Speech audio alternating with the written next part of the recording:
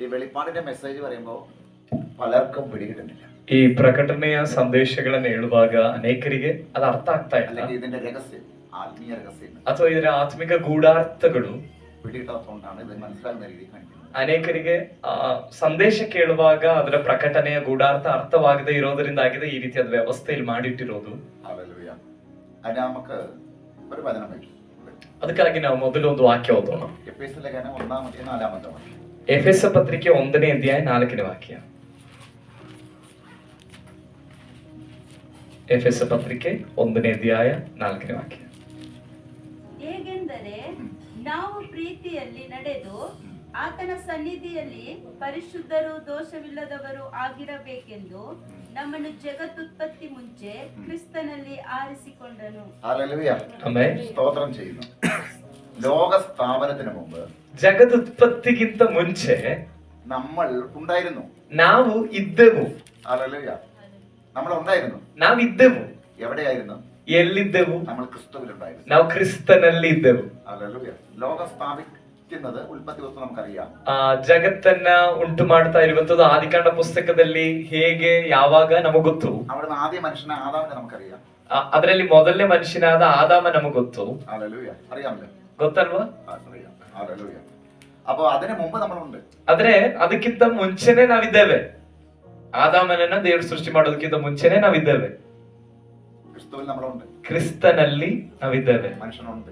ಮನುಷ್ಯನು ಇದ್ದಾನೆ. ആദാമിനെ സൃഷ്ടിച്ച ലോകം സ്ഥാപിക്കുന്നതിന് മുമ്പോ സ്ഥാപിച്ചതിന് ശേഷം?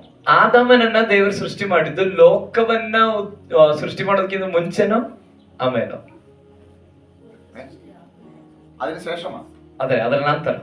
ഹല്ലേലൂയ. ആകാശ ഭൂമി ദൈവം ഉണ്ടാക്കിയ ശേഷം മനുഷ്യനെ സൃഷ്ടിച്ചു. ಆಕಾಶ ಭೂಮಿಯನ್ನೆಲ್ಲ ಉಂಟು ಮಾಡಿದ ನಂತರ ಅಲ್ವಾ ದೇವರು ಮನುಷ್ಯನನ್ನು ಉಂಟು ಮಾಡಿದ್ದು? ആ ആകാശ ഭൂമി ഉണ്ടാക്കുന്നതിന് മുമ്പ് നമ്മൾ ക്രിസ്തുവിലുണ്ട്.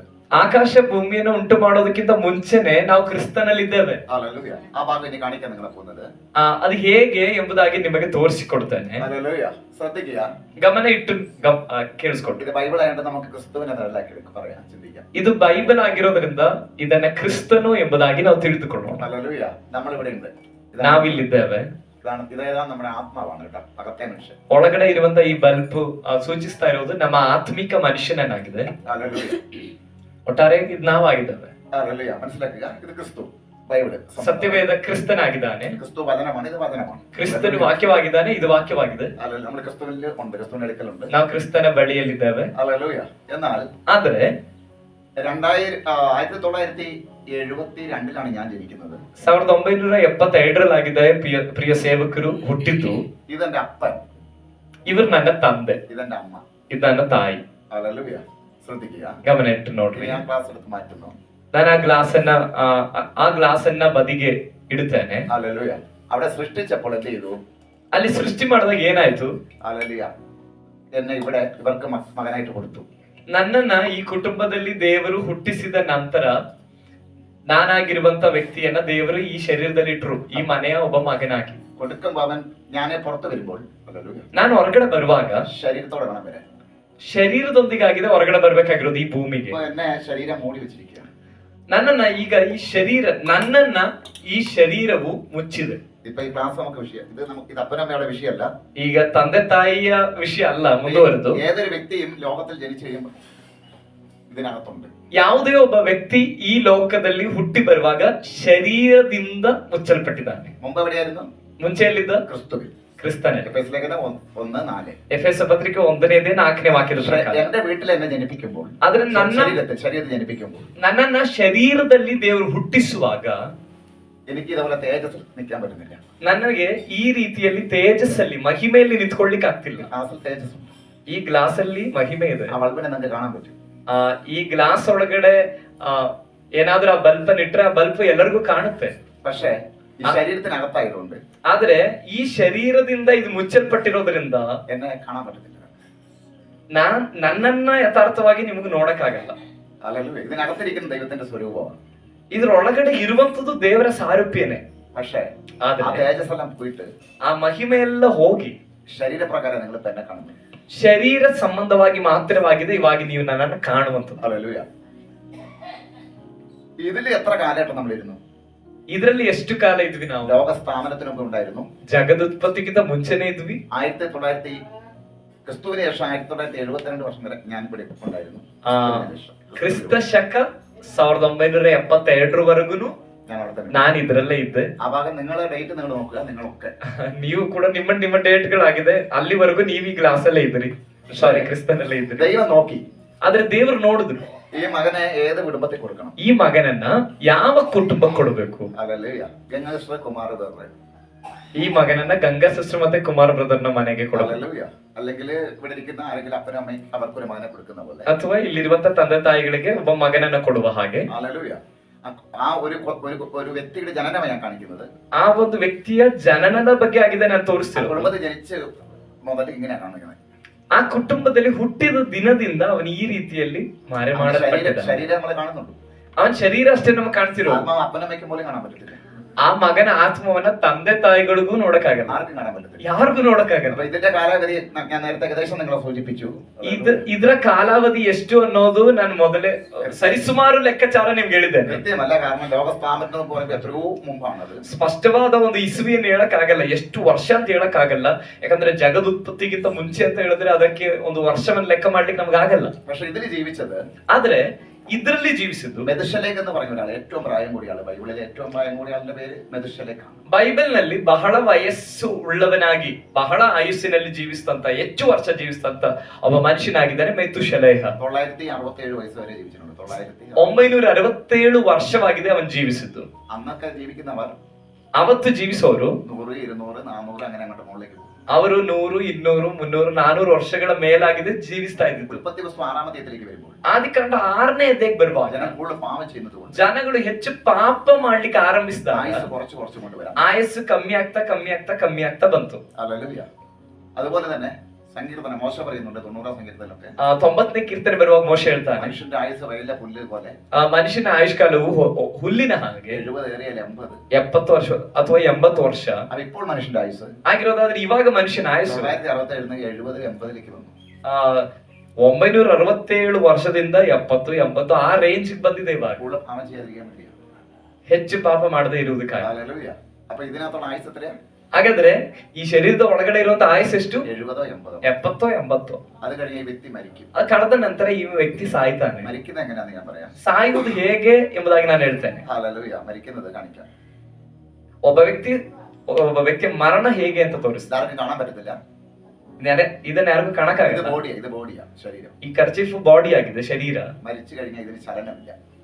ಸತ್ರೆ ಅದಕ್ಕಿನ್ನು ಚಲನೆ ಇಲ್ಲ. ഹല്ലേലൂയ. ഇതങ്ങോട്ട് പോയി. ಇನ್ನುಳಿದಂತ ಒಳಗಿನ ಭಾಗ ಎಲ್ಲಿಗೋಯ್ತು? ഹല്ലേലൂയ. ആർക്കും അറിയത്തില്ല. ಯಾರಿಗೂ ಗೊತ್ತಿಲ್ಲ ಎಲ್ಲಿಗೋಯ್ತು. ഇത് പർദീസയിൽ പോയി. ಇದು ಪರದೀಸಕ್ಕೆ ಹೋಯ್ತು. ഹല്ലേലൂയ. ഇതിപ്പോ പർദീസയിൽ വിശ്രമിക്കുകയാണ്. ಈಗ ನಮ್ಮ ಒಳಗಿನ ಮನುಷ್ಯ ಪರದೀಸದಲ್ಲಿ ವಿಶ್ರಾಂತಿ ತೆಗೆದುಕೊಳ್ತಿದ್ದ. ഈ ജഡത്തെ എന്ത് ചെയ്യുന്നു? ಈ ಶರೀರವನ್ನು ಏನ್ ಮಾಡ್ಲಾಗ್ತಿದೆ? എല്ലാരും വരുന്നു, ബന്ധുക്കാര് നാട്ടുകാരെല്ലാരും വന്നിട്ട് ಈ ಶರೀರ കരയുന്നു. ಈ ಶರೀರ ಈ ರೀತಿಯಲ್ಲಿ ಒಂದು ಮಂಚದ ಮೇಲೆ ಮಲಗಿಸಿರ್ತಾರೆ. ನೆಂಟರುಗಳು, ಸ್ನೇಹಿತರು, ಊರಿನವರು ಎಲ್ಲರೂ ಬಂದು ಈ ಶರೀರದ ಮುಂದೆ ಕುತ್ಕೊಂಡು കരയുന്നു. ಅಳ್ತಾರೆ. അയ്യോ എന്റെ ആള് പോയേ. ಅಯ್ಯೋ ನಮ್ ಜನ ಹೋದ್ರು. എല്ലാരും. അപ്പൊ ഈ മനുഷ്യൻ ചിരിക്കുകയാണ്. ಅವಾಗ ಈ ಯಥಾರ್ಥವಾದ ಮನುಷ್ಯ ಕೂತ್ಕೊಂಡು ನಗ್ತಿದ್ದಾರೆ. ಅಯ್ಯೋ എനിക്ക് നല്ലൊരു പ്രൊമോഷൻ തന്നപ്പോ നിങ്ങൾ ഇന്നലെ എങ്ങനെ? ನನಗೊಂದು ಒಳ್ಳೆ ಪ್ರಮೋಷನ್ ಸಿಕ್ತಾಗ ನೀವ್ ಯಾಕೆ ಈ ತರ ಕೂತ್ಕೊಂಡು ಅಳ್ತಿದ್ದೀರಾ? ಒಳಗಿನ ಮನುಷ್ಯ. അപ്പ കരയുന്നു, അമ്മ വന്ന് സ്നേഹ ചുംബനം കൊടുക്കുന്നു, ತಂದೆ ಬಂದು ತಾಯಿ ಬಂದು ಪ್ರೀತಿಯ ಮುದ್ದೆ ನೀಡ್ತಿದ್ದಾರೆ, അറിയാത്തവരും കരയുന്നു, ಅಳದು ಇರೋರು ಅಳ್ತಿದ್ದಾರೆ. ഹല്ലേലൂയ. വീട്ടില് പിന്നെ ദിവസങ്ങളായിട്ട് ആഹാരം കഴിക്കാൻ പറ്റുന്നില്ല, കരച്ചിലാണ്. ಮನೆಯಲ್ಲಿ ಅನೇಕ ದಿನಗಳು ಊಟ ಮಾಡ್ತಿಲ್ಲ, ಅಳ್ತಿದ್ದಾರೆ. ഇതിനു വേണ്ടി, ಯಾವ್ದಕ್ಕೋಸ್ಕರ? ಈ ಶರೀರಕ್ಕೋಸ್ಕರ. ഇതിനെ കൊണ്ട് കുഴിച്ചിട്ടു, ಇದನ್ನ ತಗೊಂಡೋಗಿ ಊಣಿಟ್ರು. ഹല്ലേലൂയ. ആത്മാവ് എവിടെയുണ്ട്? ಈಗ ಆತ್ಮ ಎಲ್ಲಿದೆ? ഹല്ലേലൂയ. ആത്മാവ് പർദീസ. ಆತ್ಮ ಪರದೀಸದಲ್ಲಿದೆ. ഹല്ലേലൂയ. പർദീസയിലുണ്ട്. ಪರದೀಸದಲ್ಲಿದೆ. ഹല്ലേലൂയ. ഇനി ഇതൊക്കെ ഈ ആത്മാവ് ഇരിക്കട്ടെ, ಈ ಆತ್ಮ ಅಲ್ಲಿ ಇರಲಿ. യേശുക്രിസ്തു വരും. ಯೇಸು ಕ್ರಿಸ್ತ ಬರ್ತಾರೆ ಮಧ್ಯಾಕಾಶದಲ್ಲಿ. ഹല്ലേലൂയ. 1 തെസ്സലോനിക്ക 4:16-17. 1 തെസ്സലോനിക്ക 4:16-17. 1 ತೆಸಲೋನಿಕ ಪತ್ರಿಕೆ 4ನೇ ಅಧ್ಯಾಯ 16 ಮತ್ತು 17ನೇ ವಾಕ್ಯ. 1 ತೆಸಲೋನಿಕೆ 4ನೇ ಅಧ್ಯಾಯ 16 ಮತ್ತು 17ನೇ ವಾಕ್ಯ. ಪ್ರಧಾನ ದೂತನ ಶಬ್ದ ಕರ್ತನು ತಾನೇ ಅಲ್ಲಿ. ಕರ್ತನು ತಾನೇ ಆಜ್ಞಾಘೋಷದೊಡನೆಯೂ ಪ್ರಧಾನ ದೂತನ ಶಬ್ದದೊಡನೆಯೂ ದೇವರ ತುತ್ತೂರಿ ಧ್ವನಿಯೊಡನೆಯೂ ಆಕಾಶದಿಂದ ಇಳಿದು ಬರುವನು. ಆಗ ಕ್ರಿಸ್ತನಲ್ಲಿರುವ ಸತ್ತವರು ಮೊದಲು ಎದ್ದು ಬರುವರು. ശ്രദ്ധിക്കുക നിങ്ങള്. ಗಮನಿಟ್ಟು ನೋಡಿ. ഹല്ലേലൂയ. അപ്പൊ അല്ലാത്ത ആൾക്കാരൊക്കെ വീണ്ടും ഇങ്ങനെ ഇരിക്കുകയാണ്. ಆದ್ರೆ ಉಳಿದಿರುವ ಜನಗಳೆಲ್ಲ ಮರಣ ಹೊಂದದೇ ಇರೋ ಜನಗಳೆಲ್ಲ ಈ ರೀತಿಯಲ್ಲಿ ಇನ್ನೂ ಇದ್ದಾರೆ. ഇപ്പൊ ഇവിടെ ഇരിക്കുന്നവരൊക്കെ ഇങ്ങനെ ഇരിക്കുന്നത്. ಇವಾಗ ಈ ಭೂಮಿಯಲ್ಲಿ ಇರೋರೆಲ್ಲ ಹೀಗೇನೆ ಇರೋದು. അല്ലെ 70 വയസ്സ് 80 വയസ്സും വരെ ഗ്യാരണ്ടി നിങ്ങൾ ഗ്യാരണ്ടി ഇല്ല. 70-80 ವಯಸ್ಸು ಗ್ಯಾರಂಟಿ ಇಲ್ಲ. ഹല്ലേലൂയ. പക്ഷേ അപ്പനമ്മയെ നോക്കുന്ന ആരെയാ? ಆದ್ರೆ ತಂದೆ ತಾಯಿ ನೋಡ್ತಿರೋದು ಯಾರನ್ನ? ഇതിനെയാ.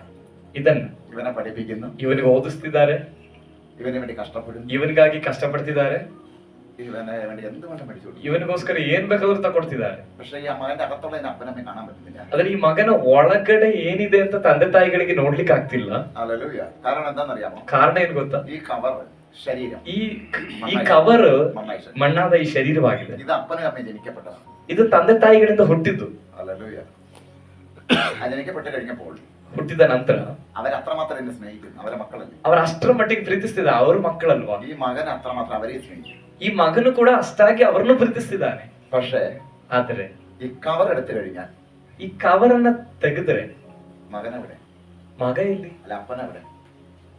ಅಥವಾ ತಂದೆ ಎಲ್ಲಿ? അമ്മ എവിടെ? ಅಥವಾ ತಾಯಿ ಎಲ್ಲಿ? ആരാ വേറെ കഴിഞ്ഞു? അവര് കവർ എടുത്തു കഴിഞ്ഞു.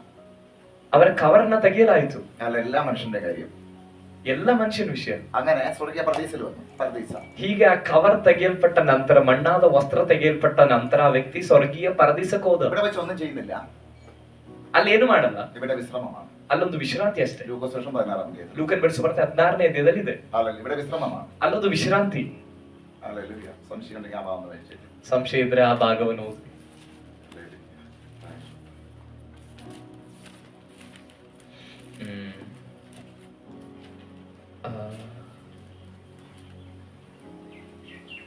ಓಕೆ, ಇದು 23ನೇ ವಾಕ್ಯದಲ್ಲಿ. ಅವನು ಪಾತಾಳದೊಳಗೆ ಯಾತನೆ ಪಡುತ್ತಾ ಇರುವಲ್ಲಿ ಕಣ್ಣೆತ್ತಿ ದೂರದಿಂದ ಅಬ್ರಹಾಮನನ್ನು ಇವನ ಎದೆಗೆ ಒರಗಿಕೊಂಡಿದ್ದ ಲಾಜರನನ್ನು ನೋಡಿ, ತಂದೆಯೇ ಅಬ್ರಹಾಮನೇ, 22ನೇ ವಾಕ್ಯದಲ್ಲಿ ನೋಡಿ, ಹೀಗಿರುವಲ್ಲಿ ಸ್ವಲ್ಪ ಕಾಲದ ಮೇಲೆ ಆ ಭಿಕ್ಷುಗಾರನು ಸತ್ತನು.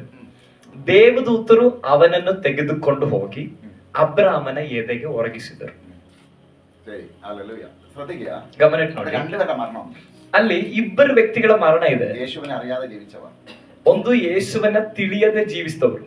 ആ വ്യക്തിയുടെ ആത്മ എവിടെ പോയി? ಆ ವ್ಯಕ್ತಿ ಆತ್ಮ ಎಲ್ಲೋಯ್ತು?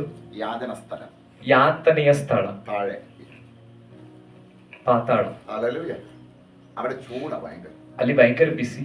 ഇനി അത് ആ വ്യക്തിയുടെ, ಅದು ಆ ವ್ಯಕ್ತಿದು. ലാസറിന്റെ ಆದ್ರೆ ಲಾಜರ್ನು പർദീസിലിരിക്കുക. ಪರದೇಶದಲ್ಲಿದ್ದ. ഇവിടെ ജീവിക്കുമ്പോ, ಆದ್ರೆ ಇಲ್ಲಿ ಜೀವಿಸುವಾಗ, ഇവിടെ ഇരുന്നോണ്ട് ജീവിക്കുമ്പോ, ಇಲ್ಲಿದ್ದು ಜೀವನ ಮಾಡುವಾಗ ഈ ആത്മാവ് പർദീസിൽ പോണോ ഇവിടെ വരണമെന്ന് ഈ ശരീരത്തിരിക്കുമ്പോ ഈ മനുഷ്യൻ ചിന്തിക്കണം. ಈ ಮನುಷ್ಯ ಒಳಗಡೆ ಇರುವಾಗಲೇ, ಶರೀರದಲ್ಲಿ ಇರುವಾಗಲೇ ಈ ಮನುಷ್ಯ ಯೋಚನೆ ಮಾಡಬೇಕು, ನಾನು ಪರದೇಶಕ್ಕೆ ಹೋಗ್ಬೇಕಾ, ಯಾತನೆಯ ಸ್ಥಳಕ್ಕೆ ಹೋಗ್ಬೇಕಾ. ഇതെടുത്തു കഴിഞ്ഞാൽ ചിന്തിക്കാൻ സമയമില്ല. ಈ ವಸ್ತ್ರ ಅಥವಾ ಈ ಮಣ್ಣಾದ ಶರೀರ ತೆಗೆಯಲ್ಪಟ್ಟರೆ ಪುನಃ ಯೋಚನೆ ಮಾಡಕ್ಕೆ ನಮಗೆ ಅವಕಾಶ ಇಲ್ಲ. ಕ್ರಿಸ್ತನಲ್ಲಿ ಇದ್ದವರು ಪರದೇಶಕ್ಕೆ ಹೋಗ್ತಾರೆ, ಅಲ್ಲದೆ ಇರುವ ವ್ಯಕ್ತಿ ಪಾತಾಳಕ್ಕೆ ಹೋಗ್ತಾರೆ. ಇವೆರಡರಲ್ಲಿ ಒಂದೇ ಸ್ಥಳಕ್ಕೇನೆ ಮರಣದ ನಂತರ ಮನುಷ್ಯ ಹೋಗೋದು. ನಮ್ಮ ವಿಷಯ ಏನು ಇವತ್ತು ಮಾತಾಡ್ಲಿಕ್ಕೆ ಹೋಗ್ತಿರೋದು, ಒಳ್ಳೆ ಸ್ಥಳಕ್ಕೆ ನಾವು ಸೇರ್ತೇವೆ ಎಂಬ ವಿಷಯದ ಬಗ್ಗೆ. ಇವಾಗ ಈ ಒಳಗಿನ ಮನುಷ್ಯ ಪರದೇಶದಲ್ಲಿದೆ, ಸುರಕ್ಷಿತವಾಗಿ ವಿಶ್ರಾಂತಿ ತೆಗೆದುಕೊಳ್ಳ. ಈ ವಿಶ್ರಾಂತಿ ಎಲ್ಲಿಯ ತನಕ ಗೊತ್ತಾ?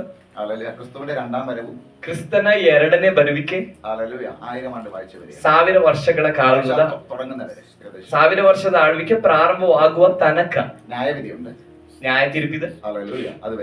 ಅಲ್ಲಿಯ ತನಕ ನ್ಯಾಯ ತೀರ್ಪು ಎಲ್ಲರಿಗೂ ಇದೆ, ಯಾರನ್ನೂ ಸುಮ್ಮನೆ ಬಿಡಲ್ಲ. ವ್ಯರ್ಥವಾಗಿ ಆಡುವ ಮಾತಿಗೂ ನ್ಯಾಯ ತೀರ್ಪಿನ ದಿನದಲ್ಲಿ ಲೆಕ್ಕ ಕೊಡಬೇಕಾಗುತ್ತೆ ಎಂಬುದಾಗಿದೆ ಬೈಬಲ್ ಹೇಳುವಂಥದ್ದು. ಪೇತ್ರನ ಪತ್ರಿಕೆಯಲ್ಲಿ ಹೇಳುತ್ತೆ, ನ್ಯಾಯ ತೀರ್ಪು ದೇವರ ಮನೆಯಲ್ಲೇ ಆರಂಭವಾಗುವುದಾದರೆ ಸುವಾರ್ತೆಯನ್ನು ತಿಳಿಯದವರ ಗತಿ ಏನು? ಹಾಗಾದ್ರೆ ಎಲ್ಲರಿಗೂ ನ್ಯಾಯ ತೀರ್ಪಿದೆ. അവനവൻ ശരീരത്തിരിക്കുമ്പോൾ 2 കൊല്ലത്തിലുണ്ട്, 4ാമത്തെ ലാസ്റ്റിലുണ്ട്. അവനവൻ ശരീരത്തിരിക്കുമ്പോൾ ചെയ്ത് നല്ലതായാലും തീയതായാലും എല്ലാവരും 2 ಕೊರಿಂಥ ಪತ್ರಿಕೆ 4ನೇ ಕೊನೆಯ ಭಾಗದಲ್ಲಿದೆ, ಅವನು ಶರೀರದಲ್ಲಿ ಇರುವಾಗ ಮಾಡಿದ್ದು ಒಳ್ಳೇದಾಗಲಿ ಕೆಟ್ಟದಕ್ಕಾಗಲಿ. അല്ലാണ്ട് അഞ്ചാണോ നിങ്ങൾ വായിച്ച് നോക്കിയിട്ട് എഴുതാൻ പാടുള്ളൂ കേട്ടോ. 4ನೇ ಅಧ್ಯಾಯನ 5ನೇ ಅಧ್ಯಾಯದ ಕೊನೆ ಭಾಗನ ನೀವು ಓದ್ಬಿಟ್ಟು ನಂತರ ಬರ್ಕೊಡ್ರಿ. ഹല്ലേലൂയ. ന്യായവിധി എല്ലാവർക്കും ഉണ്ട്. ಹಾಗಾದ್ರೆ ನ್ಯಾಯ ತೀರ್ಪು ಎಲ್ಲರಿಗೂ ಇದೆ. ഹല്ലേലൂയ. അതെ. ശ്രദ്ധിക്കുക നിങ്ങളെ. ನೀವು ಗಮನ ಇಟ್ಟು ನೋಡಿ. അപ്പൊ തിരിച്ചിട്ട് വിശ്രമിക്കുക. ಹಾಗಾದ್ರೆ ಹಲ್ಲೆಲೂಯ 5ನೇ ಅಧ್ಯಾಯ 10ನೇ ವಾಕ್ಯ. ന്യായവിധി കഴിഞ്ഞിട്ടാണ് ಅಲ್ಲಿ ನ್ಯಾಯ ತೀರ್ಪು ಕಳೆದ ನಂತರ ಆಗಿದೆ ഹല്ലേലൂയ സ്വർഗത്തിലേക്കുള്ള കാര്യങ്ങൾ, ಪರಲೋಕಕ್ಕೆ ಇರುವಂತ ವಿಷಯ. ശ്രദ്ധിക്കുക. എന്നെ ಗಮನ ಇಟ್ಟು ನೋಡಿ. ಈಗ ഇത് കണ്ടു വെച്ചാൽ ഹല്ലേലൂയ. ഇപ്പോൾ ഈ ഹല്ലേലൂയ ഈ നമ്മൾ നേരത്തെ കാണിച്ചതുപോലെ തന്നെ ನಾವು ಮೊದಲೇ ತೋರಿಸಿದ ಪ್ರಕಾರ ഈ ബൾബ് അതിലിരുന്നപ്പോൾ ಈ ಬಲ್ಬ್ ಇದ್ರಲ್ಲಿರುವಾಗ മരിച്ചുപോയെന്ന് പറയുന്നു. ಆ മരിച്ചുപോയെന്ന് പറയുമ്പോൾ ಓಕೆ ಇವನು ಮರಣ ಹೊಂದಿದ್ದಾನೆ ಅಂತ ಹೇಳುವಾಗ അതിനൊരു കുഴപ്പമില്ല, ಇದಕ್ಕೆ ಯಾವ ಸಮಸ್ಯೆನೂ ಇಲ್ಲ, അതവിടെ തന്നെ ഉണ്ട്. ಅದಲ್ಲೇ ಇದೆ. ഇതാണ് ബോഡി. ಇದಾಗಿದೆ ಶರೀರ. ബോഡിയിൽ ആളില്ല, ಈ ಶರೀರದಲ್ಲಿ ವ್ಯಕ್ತಿ ಇಲ್ಲ, ಅಂದ್ರೆ ಆತ್ಮ ಇಲ್ಲ. അങ്ങനെ എടുത്തു മാറ്റിയപ്പോൾ അതിന്റെ ജീവൻ നഷ്ടപ്പെട്ടു.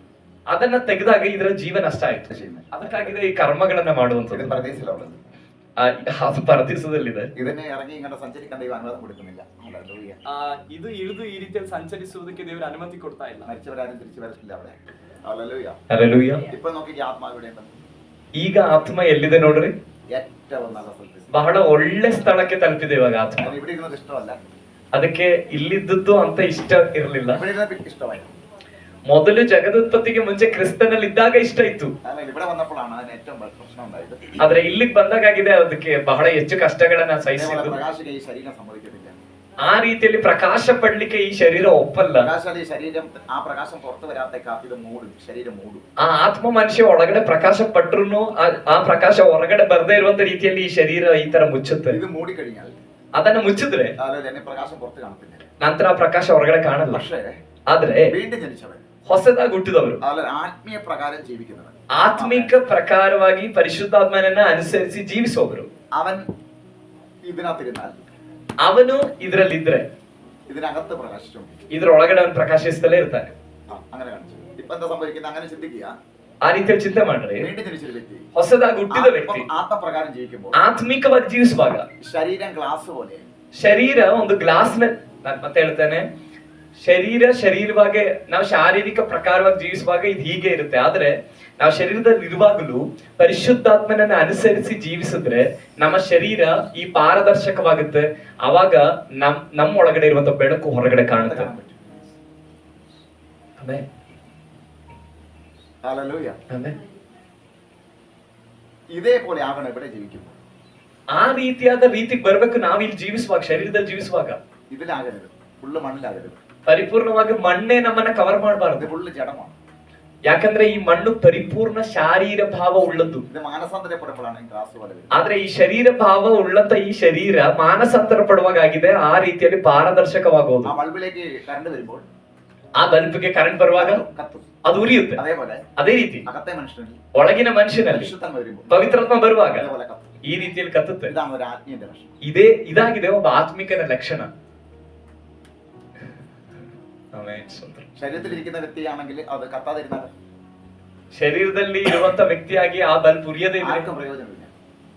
ಆ ರೀತಿಯಲ್ಲಿ ಉರಿಯದೇ ಇರುವಂತ ಬಲ್ಬ್ ಆಗಿ ನಾವಿದ್ರೆ ನಾವು ಯಾರಿಗೂ ಪ್ರಯೋಜನ ആർക്കും ಇಲ್ಲ. പ്രകാശം കാണാൻ പറ്റത്തില്ല. ಯಾರಿಗೂ ನಮ್ಮಿಂದ ಪ್ರಕಾಶ ಕಾಣಕ್ಕಾಗಲ್ಲ. യേശു പറഞ്ഞു, നിങ്ങൾ ലോകത്തിന്റെ വിളക്കാണ്. ಏಸು ಹೇಳಿದ್ರು ನೀವು ಲೋಕಕ್ಕೆ ಬೆಳಕಾಗಿದ್ದೀರಿ. അത് ഇതിൽ നിൽക്കുമ്പോഴല്ല, ആത്മീയനായിട്ട് മാറുമ്പോൾ. ಅದು ಈ ಶರೀರ ಭಾವದಲ್ಲಿ ನಿಲ್ಲುವಾಗಲ್ಲ, ಆತ್ಮೀಕತೆ ಉಳ್ಳವರಾಗಿ ನಾವು ഇതിനെ ಮಾರ್ಪಡುವಾಗ. കത്തിക്കുന്ന ആരാ?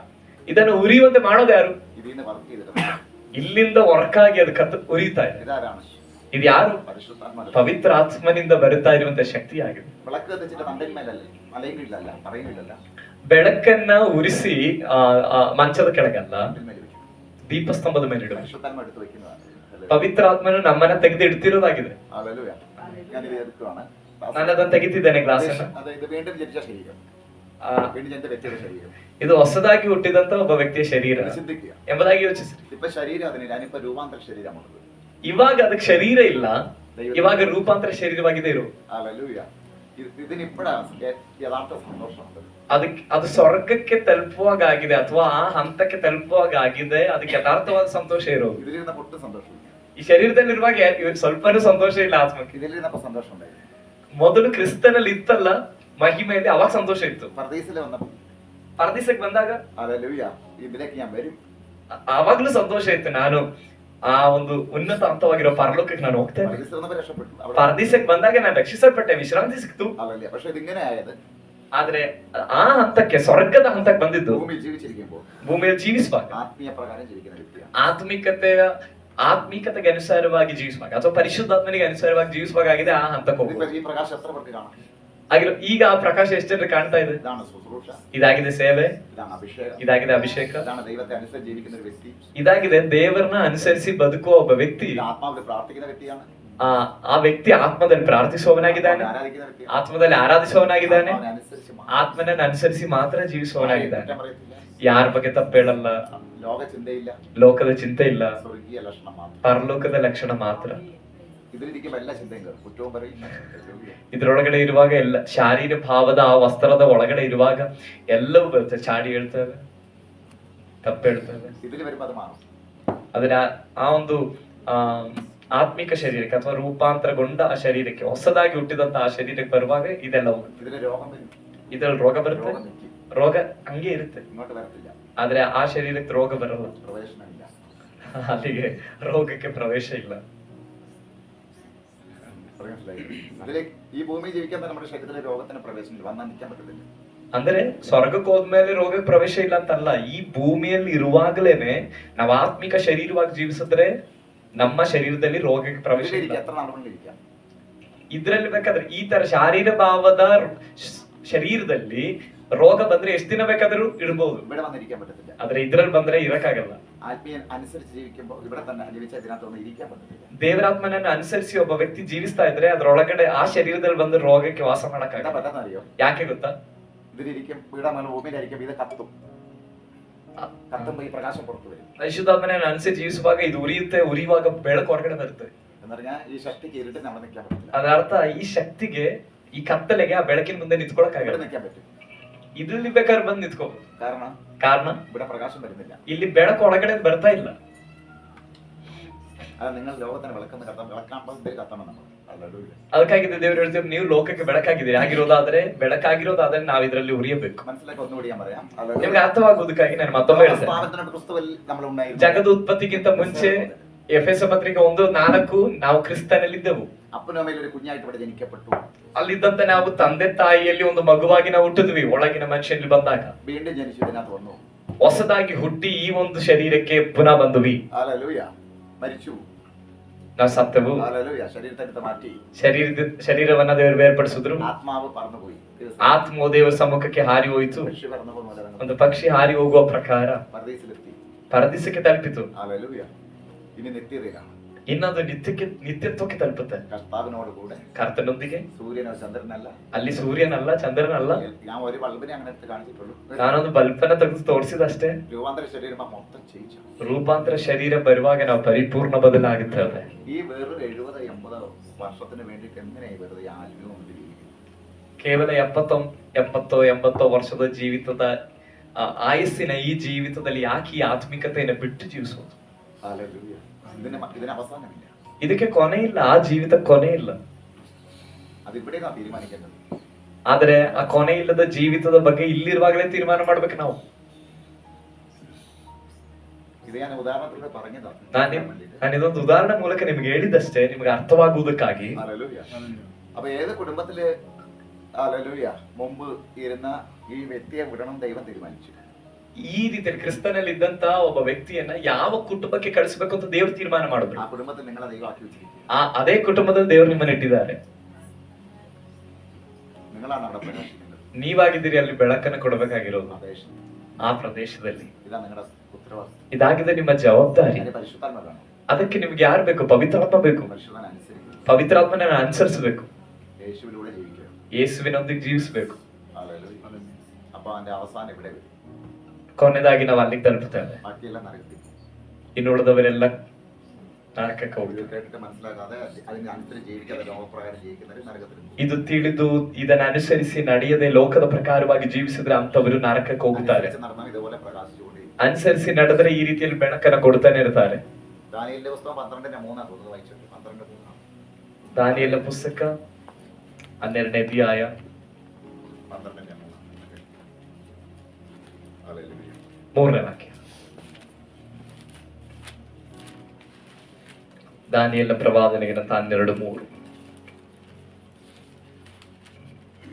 ಜ್ಞಾನಿಗಳು പല ತೇಜೋಮಯ രീതിയിലേക്ക് തിരിച്ച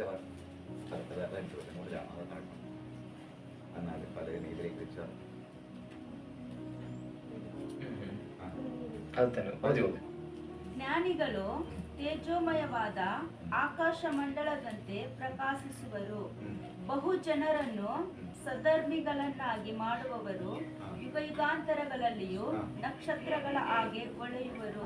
ಅದೇ ಯುಗಾಂತರങ്ങൾ ಸಮಯವಿಲ್ಲ. ಯುಗಾಂತರಗಳು, ಅದಕ್ಕೊಂದು ಸಮಯ ಇಲ್ಲ, ಕೊನೆ ಇಲ್ಲ. ആരാണ്? ಯಾರು ಯುಗಾಂತರಗಳಲ್ಲೂ ಕೂಡ ಹೊಳೆಯುವವರು?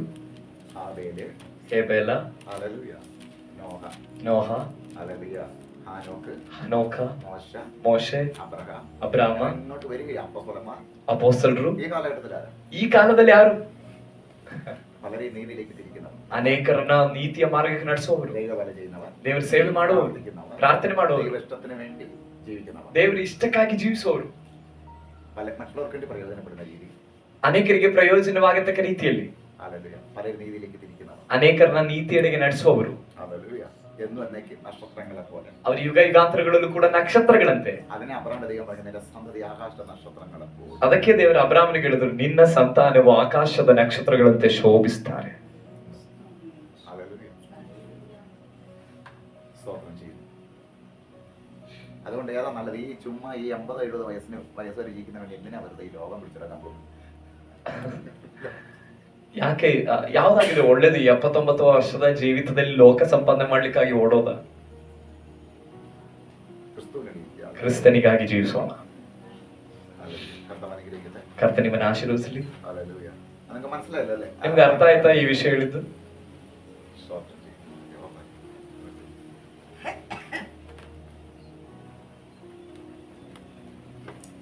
ഇത് ചെറിയൊരു സ്റ്റഡിയാണ്. ഇപ്പൊ ഇവിടെ നമ്മൾ നിർത്തുക, നമ്മൾ വീണ്ടും എടുക്കും. ಇದೊಂದು ಪುಟ್ಟ ಸ್ಟಡಿ, ನಾವಿಲ್ಲಿ ನಿಲ್ಸೋಣ, ಪುನಃ ನಾವು ಕಂಟಿನ್ಯೂ ಮಾಡೋಣ, ಪ್ರಾರ್ಥಿಸೋಣ. ഒന്ന് മനസ്സിലാക്കാൻ വേണ്ടിയിട്ടാണ്. ಇದನ್ನ ನಾವು ಅರ್ಥ ಮಾಡ್ಕೊಳ್ಳೋಕ್ಕೋಸ್ಕರ. നിങ്ങൾക്ക് ഈ പറയുന്നതിനേക്കാൾ കൂടുതൽ ഇങ്ങനെ കാണിച്ചത് പ്രയോജനമായ കുറച്ചുകൂടി പ്രയോജനമാകുന്നുണ്ട്. ನಾವು ಸಾಧಾರಣ ನಿಮಗೆ ಕೇವಲ ಈ ರೀತಿಯಲ್ಲಿ ಹೇಳ್ತೀವಲ್ಲ, ಅದಕ್ಕಿಂತ ಇದು ತೋರಿಸಿದ್ದು ಪ್ರಯೋಜನ ಆಯ್ತಾ? ಹೇಳಿದ್ದಕ್ಕೆ ಬರೀ ಹೇಳುವುದಕ್ಕಿಂತ ವಿಶೇಷವಾದ ರೀತಿಯಲ್ಲಿ ತೋರಿಸಿದ್ದು ನಿಮಗೆ ಪ್ರಯೋಜನ ಆಗ್ತಿದೆಯಾ? കാരണം ഈ സ്റ്റേറ്റിനെ സംബന്ധിച്ച് നോക്കുമ്പോൾ ഈ പറഞ്ഞ പെട്ടെന്ന് വചനങ്ങൾ പുസ്തകങ്ങൾ ശരിക്കല്ല പിടികിട്ടുന്നില്ല. അപ്പോൾ ഇങ്ങനെ കാണിക്കുമ്പോൾ കുറച്ച് മനസ്സിലാവും. ഹല്ലേലൂയ. ಈ ರಾಜ್ಯದಲ್ಲಿ ಈ ರೀತಿಯಲ್ಲಿ ಹೇಳ್ತಾ ಇರುವಾಗ ಅನೇಕರಿಗೆ ಅರ್ಥ ಆಗ್ತಿಲ್ಲ. ಈ ರೀತಿಯಲ್ಲಿ ತೋರಿಸುವಾಗ ಅವ್ರಿಗೆ ಸ್ವಲ್ಪ ಸರಳವಾಗಿ ಈ ದೈವಿಕ ಪ್ರಕಟಣೆಗಳ ಅರ್ಥ ಆಗುತ್ತೆ.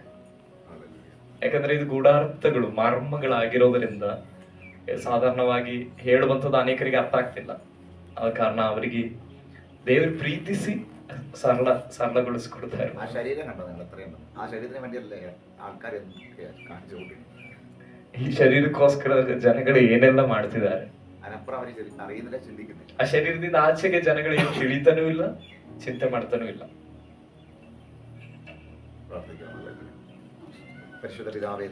ಪರಿಶುದ್ಧನಾದ ತಂದೆ, ಒಳ್ಳೆ ಕರ್ತನೆ, ಸ್ವಲ್ಪ ಸಮಯ ಕೂಡ ನಿನ್ನ ಪಾದ ಸಮ್ಮುಖದಲ್ಲಿ ಇರುವುದಕ್ಕೆ ಕೊಟ್ಟ ಕೃಪೆಗಾಗಿ ಸ್ತೋತ್ರ. ಯೇಸುವೆ, ನಿನ್ನ ಕರಗಳನ್ನು ನಮ್ಮನ್ನು ಒಪ್ಪಿಸ್ತೇವೆ. ನೀನು ಕೊಟ್ಟ ಈ ವಾಕ್ಯಕ್ಕಾಗಿ ಸ್ತೋತ್ರ.